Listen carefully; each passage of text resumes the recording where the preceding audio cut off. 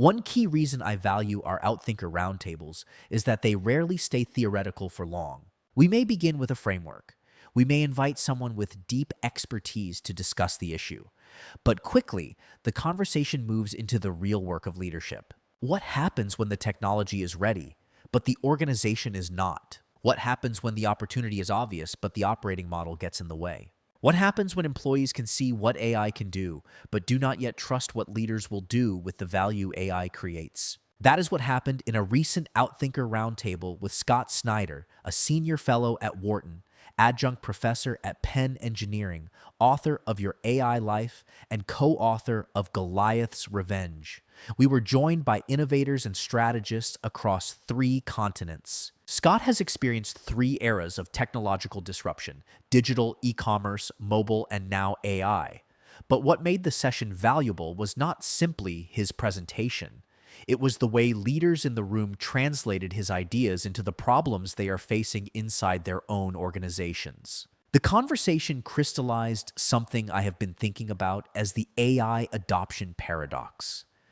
The more powerful AI becomes, the more adoption depends on something distinctly human: trust. AI gives organizations new capacity, but that capacity only becomes an advantage if people trust how leaders will use it. Scott opened by naming the tension many leaders are feeling.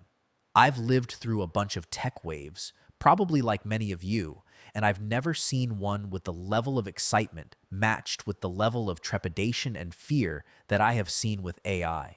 AI adoption is uneven because work is uneven. Kevin Darbelnet, founder of Strategy Matrix, who has a background in the consumer goods and physical products world, pointed to one of the most important gaps in the AI conversation.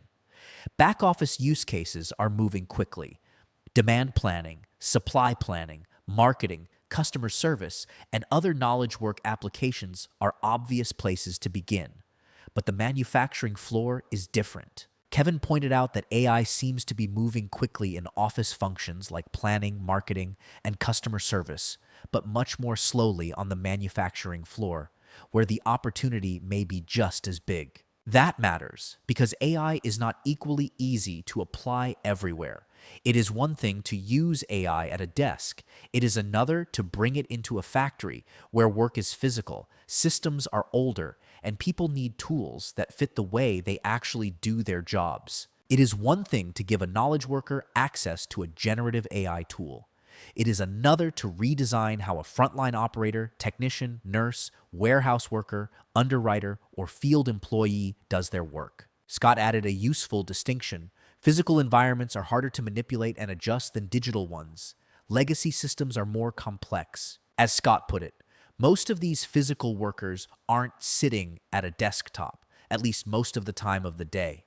So how do you deliver the AI intelligence to them at a form factor that works? That is why AI adoption is not an IT rollout. It is an operating model challenge. Trust is the hidden adoption infrastructure. Scott's presentation framed AI adoption as behavior change, driven by both skill and will.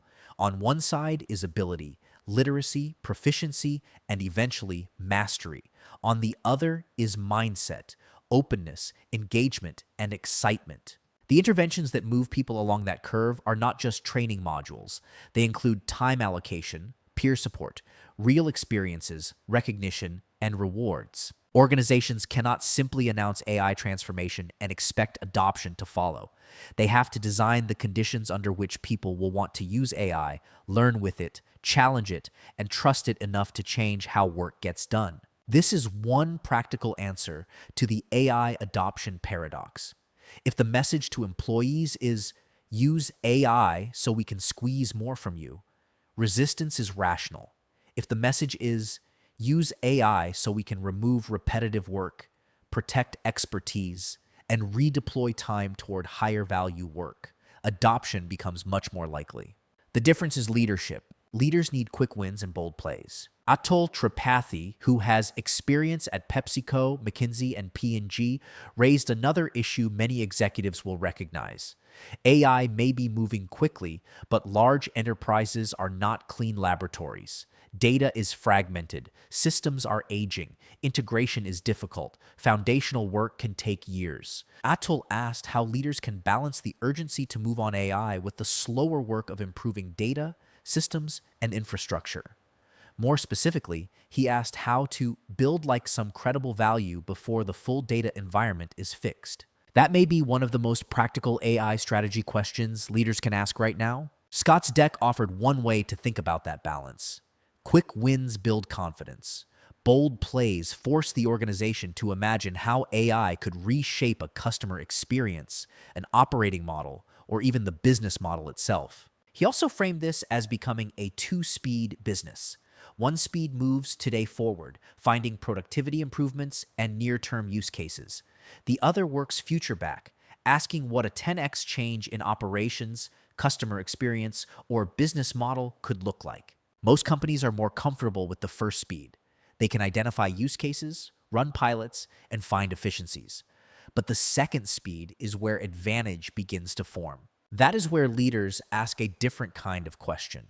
What can we do now that we could not do before? Can we serve customers we previously could not serve profitably? Can we reduce cycle time enough to change the economics of a business line? Can we take work that was once trapped in functional silos and redesign it around outcomes? This is where AI becomes more than a tool. It becomes an opening for new possibilities. If leaders treat AI primarily as a cost-cutting mechanism, they may achieve short-term savings while damaging trust.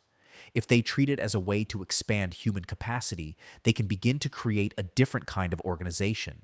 That real test of AI adoption? The organizations that win will not necessarily be those that adopt the most tools the fastest. They will be the ones that build trust, redesign work, and create a credible answer to the question every employee is quietly asking. What happens if this works?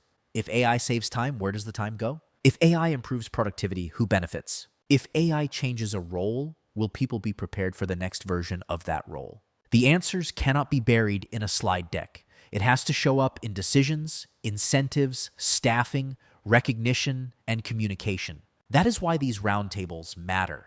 They bring together leaders who are not watching disruption from a distance. They are inside it, asking the questions that determine whether AI becomes another wave of tools or a genuine source of advantage. The AI advantage is not simply about models, agents, or data. It is about what leaders do next.